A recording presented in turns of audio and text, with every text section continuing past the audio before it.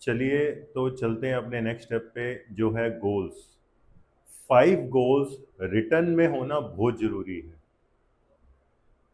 क्योंकि जब हम किसी चीज को टारगेट करते हैं और उसे बार बार देखते हैं तो हमारे को फ्यूल मिलता है, हमारे को प्रोत्साहन मिलता है कि उस चीज को मेरे को अचीव करना है। बार बार बार बार बार बार घंटी बजती है कि यार मेरे को वो चीज चाहिए और वो चीज के लिए हासिल करने के लिए मेरे को क्या मेहनत करनी है। बार बार बार बार बार बार ये घंटी बजती है।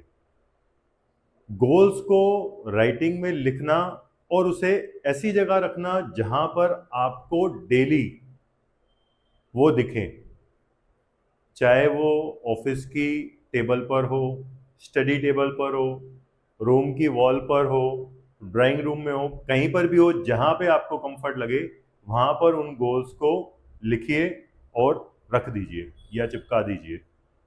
साथ में गोल्स के साथ टाइम भी जरूरी है कि गोल्स तो हैं लेकिन वो गोल्स मेरे को इस टाइम के अंदर अंदर अचीव करने हैं। मीन्स टाइम बाउंडेशन भी जरूरी है किसी भी गोल को अचीव करने के लिए।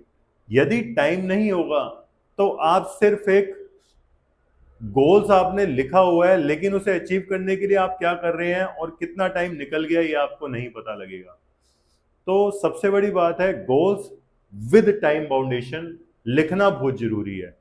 इससे क्या होगा कि आपको पता रहेगा, आप अपना ग्राफ खुद ही देख पाओगे कि मैंने एक महीने में उस गोल्स को अचीव करने के लिए या उसे प्राप्त करने के लिए क्या किया है। उसके बाद दूसरा महीना स्टार्ट होगा तो आपको पता लगेगा कि मैंने उस गोल्स को अचीव करने के लिए क्या कुछ किया है। तीसरे महीने में आप अपने आप को ही खुद ही स्टडी कर सकते हो कि मैंने क्या किया है और क्या नहीं किया है और मेरे को आगे कितनी मेहनत और करनी है उसको अचीव करने के लिए।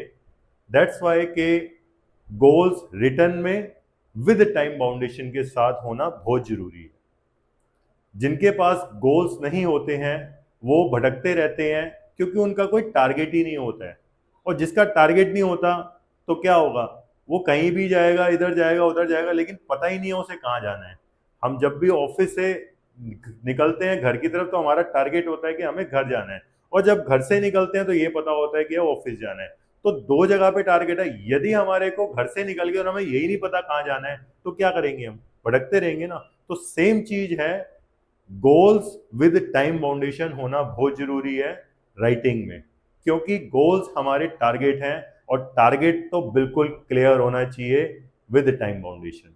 और यदि वही क्लियर नहीं है तो आप भटकते रहेंगे कहीं ना कहीं, इधर उधर यहाँ वहां, और कुछ नहीं।